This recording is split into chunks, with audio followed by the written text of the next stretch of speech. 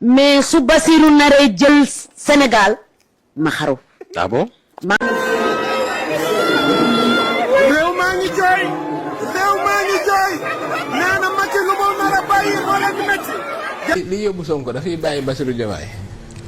soxna si li yóbbu Sonko du fi bàyyi Bassirou Diomaye ci gàttal képp ku bokk ci Pastef ñu disulur ko gëw ma ni da nga mën nekk candidat.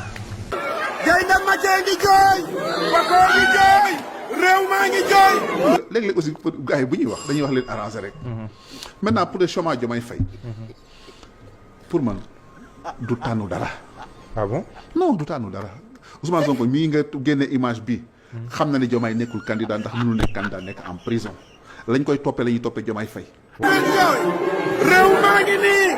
sous quelle bannière lay demee. absolument parce que bu fekkee ne Pastef dañ ko dissoudre oui. légalement bokkatuñu jàppatuñ ko comme parti politique. léegi Bassirou Diomaye Faye buñ koy parrainer. sous quelle bannière nañ koy parrainer. parce que même bu fekkee ne dañoo persister ci ne ci projet Pastef nañ koy parrainer mais bu ñu demee conseil constitutionnel mais amul ma dem te ñëw conseil constitutionnel day invalider sa candidature ça c'est clair. réew maa ngi nii. Fama Law na nee na Macky la mag. nga tax mu nekk numéro 2. ban el.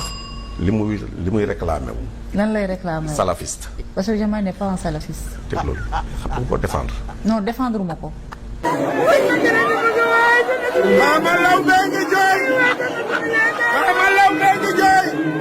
Le candidat de la majorité au moment où nous parlons dëkk bu metti na situation emploi ndaw ñi amuñu xëy ñu ngi dee ci géej gi réew mi metti na opposition bi ñu ngi daj lu mburu dajul ci taal te ñu leen ko teg aujourd'hui wax nañu ne régime bi la compte tenu de tout cela moo tax man. duñ la vaar sa Bassirou Diomaye Faye du bokk. moom mooy wut solution parce que ñoom duñu dem. le plan B peut-être. plan Z kay parce que même B bi baaxul. B bi baaxul. B bi baaxul Bassirou Diomaye baaxul. ci Ousmane Sonko doo dem. Bassirou Diomaye baaxul. c'est-à-dire expliquer loolu. Bassirou mënut a dem. expliquer. parce que parti bi nga xamante ne moo ko bëgg a investir dañ ko dissoudre. la nit ñi lu ñuy ragalal Bassirou Diomaye Faye moo di ni le fait que mu bokk ci parti bu ñu tas. ministre Ndeye Saly kontaanul. ministre Ndeye Saly kontaanul président lu mu nar a bàyyi. ministre Ndeye Saly ngi jooy. écoute débat waaye ba démb yaa ko doon wax de nga ne xooj nañu mais Diomaye jàll na. Diomaye du dem. pour quel motif. waaw non pour quel motif. Diomaye du dem parce que xam fa lay jaar xam fi nga nar a réew. mooy Pastef bi ñu dissout. président Sall Lat Dior pour jëlee lu mu nar a bàyyi kontaan nañu. te parti boobu noonu dañ ko tasee pour activité terroriste. parti bu ñu dissoudre képp ku ci bokk tukkee ci parti boobu ba 1 an munoo participer ci élection. loolu ci kii bi la nekk. ci code électoral la bokk. ban texte ko wax non dama bëgg ngeen ma texte bi ci code électoral bi la nekk. wax loolu. ci article. day faatu bàyyi leen di jaawale. jaawalewuma loolu ci code électoral bi. te lan la fa article 812 ak 14 wax dafa ne ku bokkoon ci association bu ñu tas ci juróomi at yi ciy topp mënoo jiite beneen mbooloo.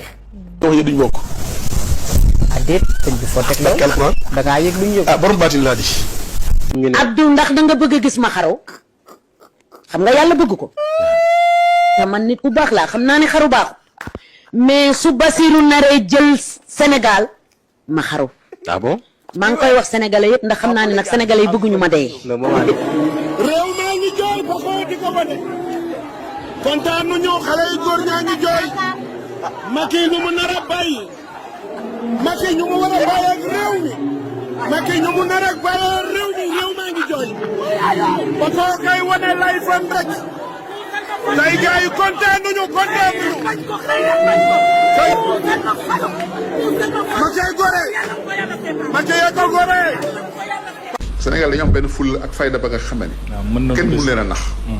la ñuy voté ñoom ñoo ko xam. ku ci nekk koo yaakaaree ni kii kat xamul li muy def moo la ko gën a xam foofu. day dem voté ji dem këram jaaxaan bu ngoonee mu taal rajoom naan waaw sunu élection yi nu mu demee. du bokk ak moom plateau toog ay cas am ngay cas ñeneen jàkkaarloo ñoom ci kàddu yoo xam non mais jumte bi expliqué naa ko sa njëlbeen loolu et puis wax naa sax la moo tax mu juum parce que dañ ko tàmm di def ba nga xam ne ci situation yi dañ leen di teg de côté. mais il paraît avec certitude la ñu jàpp ne moom nga doon waxee. non certitude du dara loolu être persuadé que ni